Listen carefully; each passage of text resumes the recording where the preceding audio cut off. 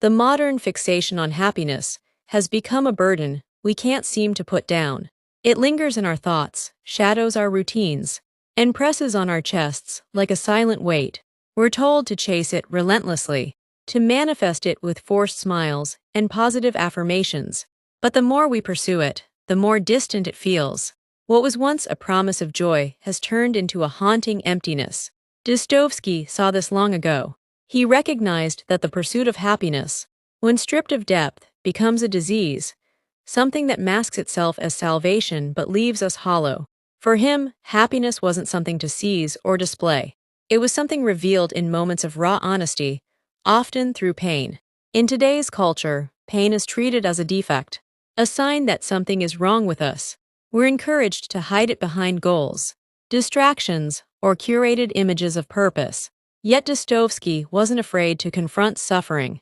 He didn't flinch from despair but walked into it, believing it was through pain that the soul could awaken. Society tells us to suppress our sadness, to silence our anger and doubts in favor of sanitized joy. But this constant emotional editing doesn't bring relief. It creates dissonance, a growing gap between our outer performance and inner truth. The polished, picture-perfect version of happiness sold to us is a sterile illusion. It denies the chaotic, contradictory nature of being human. For Dostoevsky, suffering wasn't a problem to solve but a language to understand. In Crime and Punishment, Raskolnikov's guilt and feverish suffering strip away his intellectual defenses, reconnecting him to his own humanity. His torment isn't just punishment, it's a necessary reckoning. In The Brothers Karamazov, Ivan's anguished rejection of a world that allows children to suffer is a cry for real answers, not comforting lies. These characters aren't weak, they're alive.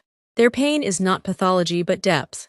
And while modern medicine may view such torment as chemical imbalance, Dostoevsky saw it as the soul crying out for meaning. The greater danger, Dostoevsky warned, is not suffering itself, but the lie we tell to avoid it. We fabricate versions of happiness, careers, social approval, endless productivity, while hiding from our real emotions. His Underground Man rejects this, choosing even painful awareness over false peace. There's a strange kind of freedom in refusing to pretend. Sonia, also in Crime and Punishment, is another mirror.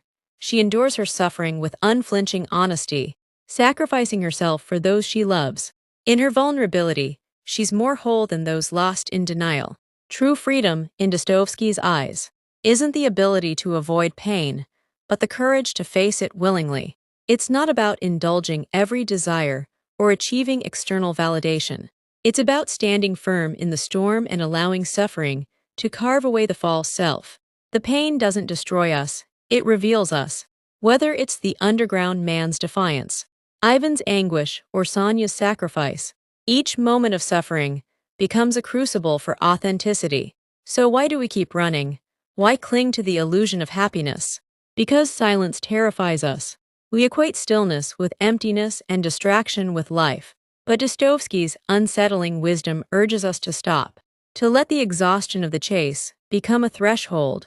Beneath the noise, beyond the striving, we might find something not flashy or euphoric, but quietly real. Prince Mishkin in The Idiot shows us this, a man who bears his pain without resentment, who stays true in a world of masks. Dostoevsky teaches us that peace is not the absence of suffering, but a reconciliation with it. Pain, when faced honestly, transforms from an enemy into a guide. This is not defeat, it's freedom. When we stop whispering hollow affirmations and finally say to our pain, "I see you," we begin to live. Not perfectly, not happily in the shallow sense, but truly, and that is enough.